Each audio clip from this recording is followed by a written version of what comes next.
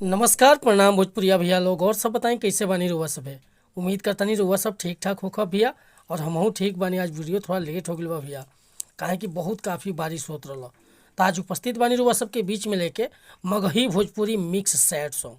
बहुत बढ़िया गीत के रचना के बनी, धुन एकदम मतलब कि ज़बरदस्त बाटे। बस एकर नया म्यूजिक बनवा के आ बढ़िया ढंग से गायकी कर देतानी तो गाना 100% वायरल हो गया। बहुत अच्छा मैटर बा। तो चलिए देर न करते हुए मैटर के शुरुआत कइल जा कि आखिर कैसे गावे के बा, का एकर धुन बा, का लय बा। लेकिन वीडियो स्टार्ट करे से पहले भी एगो बात बतावल चाहब कि रुआ अगर नया सिंगर बानी आ सिंगिंग में इंटरेस्ट बा, अच्छा मैटर के तलाश में भटकतानी, सही ढंग के गीत नहीं मिलत, बढ़िया तुकबंदी नहीं मिलत, चाहे मन पसंद के मैटर नहीं मिलत, तो भैया अगर हमरा चैनल पर आ गइल बानी तो एकदम निश्चिंत रही, निराश भइला के जरूरत नहीं है। रुआ जैसन भी मैटर चाहत होखब लिखवावे के बिल्कुल उचित चार्ज पर रुआ के फर्स्ट क्लास के मैटर मिल जाई भैया। काहे कि हम हर तरह के गीत लिखेनी, हिंदी में भी, भोजपुरी में भी, मगही में भी, ट्रैक पर भी और नया सॉन्ग भी। कोनो प्रकार के मैटर हुआ लिखवावे के बा बेहिचक कॉल या व्हाट्सअप कर सकीला। डिस्क्रिप्शन में हमारा नंबर बा। और बता दिया चाहें कि चैनल पर पहली बार आइल बानी तो चैनल के सब्सक्राइब कर ली, बेल आइकन प्रेस कर ली, ताकि हर रोज़ रुआ के नया मैटर सुने के, देखे के और गावे के मिलत रही भैया। आज के मैटर देखी कैसे गाँव के बाटे। एगो लड़का एगो लड़की से प्रेम कैले बा लेकिन धोखा मिल जाता। देखी का कहता। अरे मेहदी रचाय ले लखिन खूनवे से हमारा, छोड़ी के जैमी ससुरार गे जान।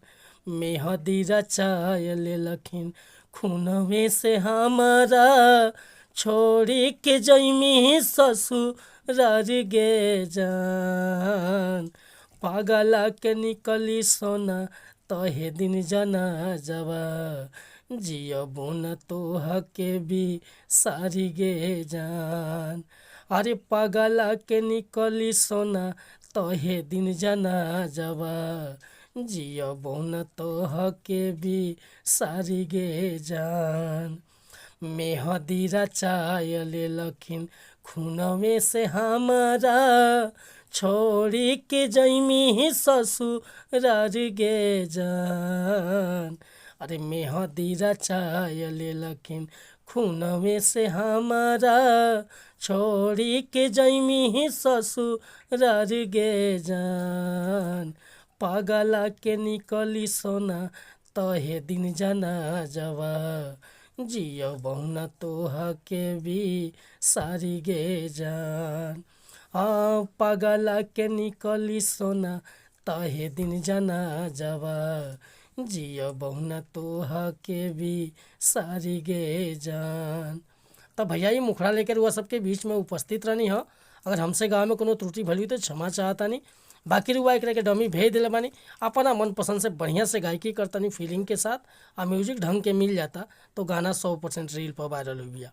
अगर ये मैटर पसंद बा, फुल गीत लिखवावे के चाहता नहीं तो वही चक कॉन्टैक्ट कर सकीला हमारा व्हाट्सअप नंबर पर। डिस्क्रिप्शन में हमारा नंबर बा। मिला तानी फिर से अगला वीडियो में। वीडियो पसंद आई तो एगो लाइक करब, कमेंट करब।